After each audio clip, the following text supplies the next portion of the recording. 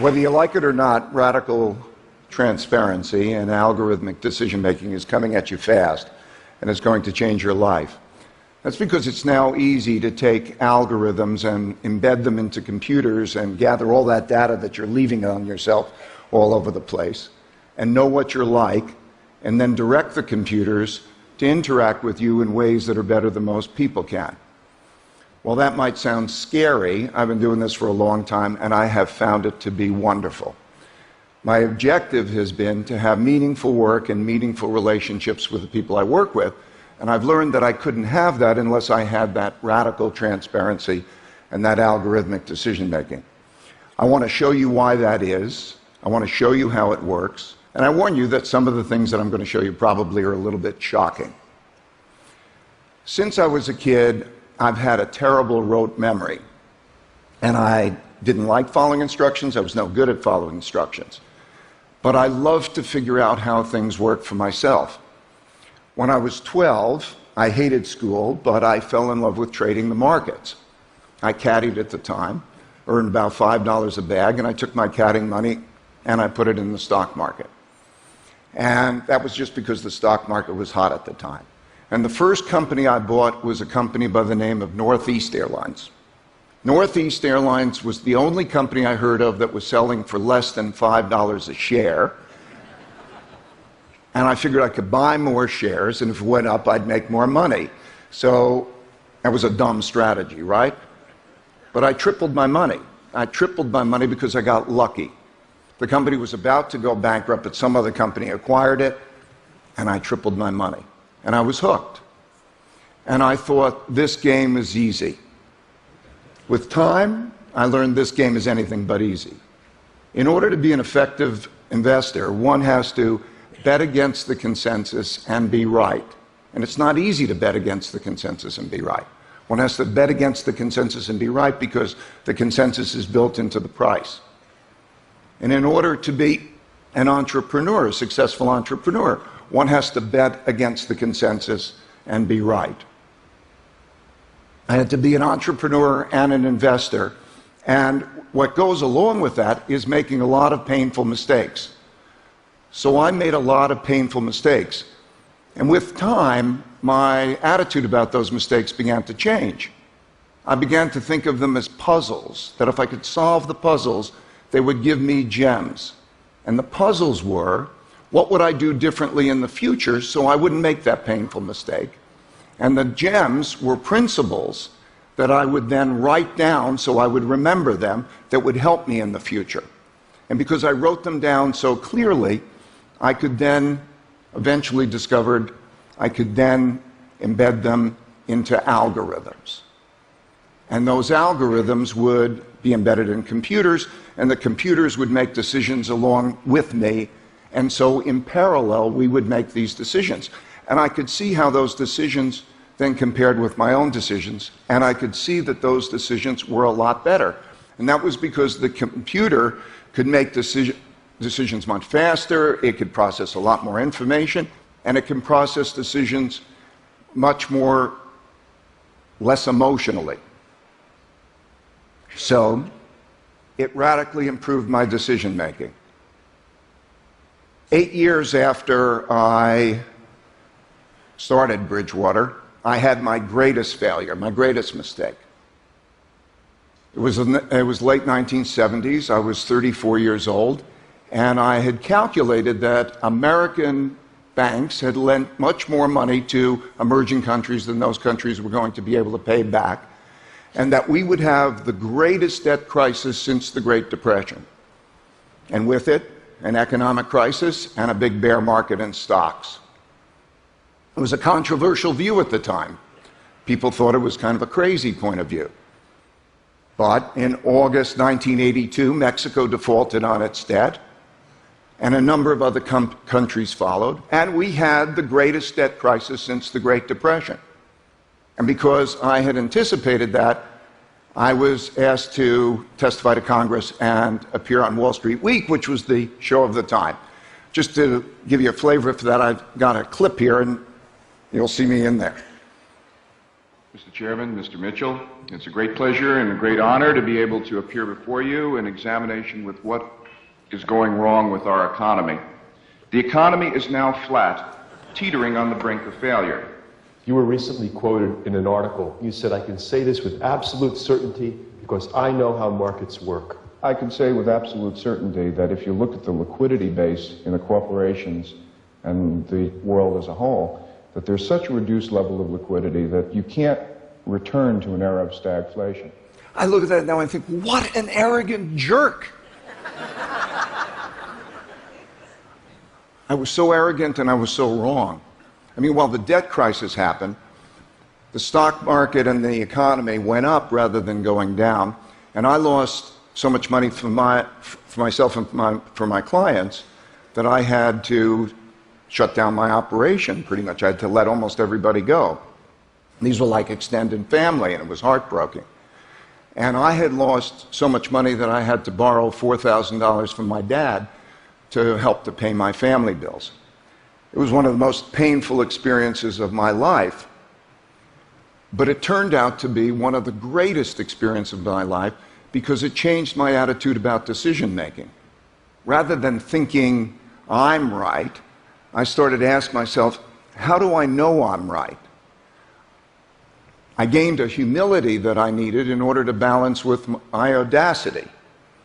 I wanted to find the smartest people who would disagree with me to try to understand their perspective or to have them stress test my perspective. I wanted to make an idea meritocracy. In other words, not an autocracy in which I would lead and others would follow, and not a democracy in which everybody's points of view were equally valued, but I wanted to have an idea meritocracy in which the best ideas would win out. And in order to do that, I realized that we would need radical truthfulness and radical transparency. What I mean by radical truthfulness and radical transparency is people needed to say what they really believed and to see everything. I mean, we literally tape almost all conversations and let everybody see everything, because if we didn't do that, we couldn't really have an idea meritocracy. In order to have an idea meritocracy, we have to let people speak and say what they want. Just to give you an example, this is an email from Jim Haskell, who somebody who works for me, and this was available to everybody in the company. Ray, you deserve a D- for your performance today in the meeting. You did not prepare it all well because there is no way you could have been that disorganized. Isn't that great? That's great. It's great because, first of all, I needed feedback like that. I need feedback like that. And it's great because if I don't let Jim and people like Jim to express their points of view, our relationship wouldn't be the same. And if I didn't make that public for everybody to see, we wouldn't have an idea meritocracy. So for the last 25 years, that's how we've been operating. We've been operating with this radical transparency and then collecting these principles, largely from making mistakes, and then embedding those principles into algorithms. And then those algorithms we're following the algorithms in parallel with our thinking.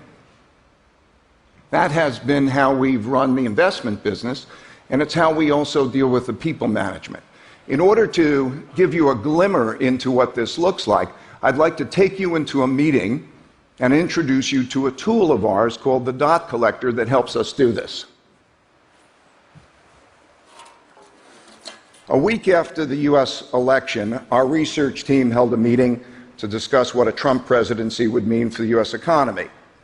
Naturally, people had different opinions on the matter and how we were approaching the discussion.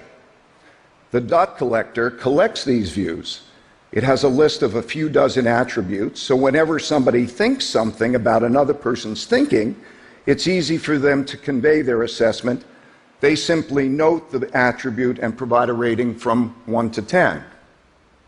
For example, as the meeting began, a researcher named Jen rated me a 3, in other words, badly, for not showing a good balance of open-mindedness and assertiveness. As the meeting transpired, Jen's assessments of people added up like this. Others in the room have different opinions. That's normal. Different people are always going to have different opinions. And who knows who's right? Let's look at just what people thought about how I was doing. Some people thought I did well, others poorly. With each of these views, we can explore the thinking behind the numbers. Here's what Jen and Larry said. Note that everyone gets to express their thinking, including their critical thinking, regardless of their position in the company. Jen, who's 24 years old and right out of college, can tell me, the CEO, that I'm approaching things terribly. This tool helps people both express their opinions and then separate themselves from their opinions to see things from a higher level. When Jen and others shift their attentions from inputting their own opinions to looking down on the whole screen, their perspective changes. They see their own opinions as just one of many and naturally start asking themselves, how do I know my opinion is right? That shift in perspective is like going from seeing in one dimension to seeing in multiple dimensions. And it shifts the conversation from arguing over our opinions to figuring out objective criteria for determining which opinions are best. Behind the dot collector is a computer that is watching. It watches what all these people are thinking, and it correlates that with how they think.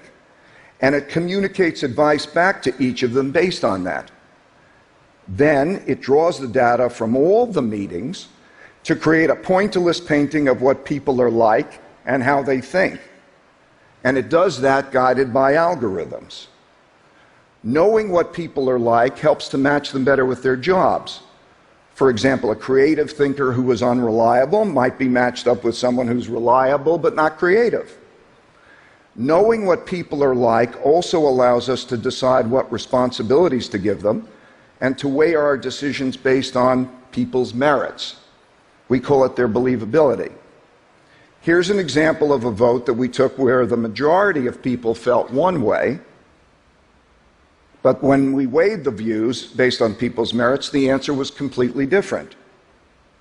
This process allows us to make decisions not based on democracy, not based on autocracy, but based on algorithms that take people's believability into consideration.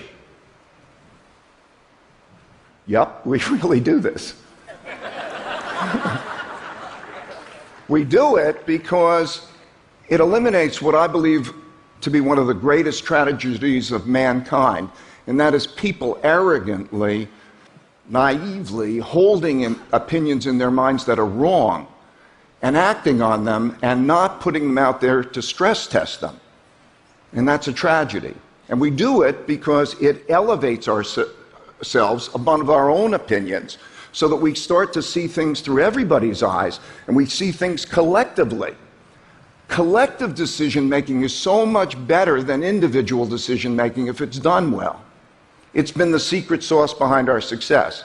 It's why we've made more money for our clients than any other hedge fund in existence and made money 23 out of the last 26 years. So what's the problem with being radically truthful and radically transparent with each other? People say it's emotionally difficult. Critics say it's a formula for a brutal work environment. Neuroscientists tell me it has to do with how our brains are pre-wired. There's a part of our brain that would like to know our mistakes and like to look at our weaknesses so we could do better. I'm told that that's the prefrontal cortex. And then there's a part of our brain which views all of this as attacks. I'm told that that's the amygdala. In other words, there are two yous inside you. There's an emotional you and there's an intellectual you, and often they're at odds, and often they work against you. It's been our experience that we can win this battle. We win it as a group. It takes about 18 months typically to find that most people prefer operating this way with this radical transparency than to be operating in a more opaque environment. There's not politics, there's not the brutality of, all of that hidden behind the scenes. There's an idea of meritocracy where people can speak up. And that's been great. It's given us more effective work and it's given us more effective relationships. But it's not for everybody. We found something like 25 or 30% of the population it's just not for. And by the way, when I say radical transparency, I'm not saying transparency about everything. I mean, you don't have to tell somebody that their bald spot is growing or their baby's ugly. I'm just talking about the important things. So,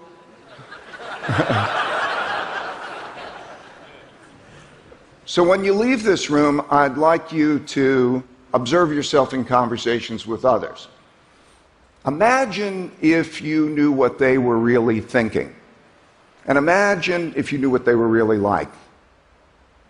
And imagine if they knew what you were really thinking and what you were really like. It would certainly clear things up a lot and make your operations together more effective. I think it'll improve your relationships. Now imagine that you can have algorithms that will help you gather all that information and even help you make decisions in an idea meritocratic way. This sort of radical transparency is coming at you, and it is going to affect your life. And in my opinion, it's going to be wonderful. So I hope it is as wonderful for you as it is for me. Thank you very much.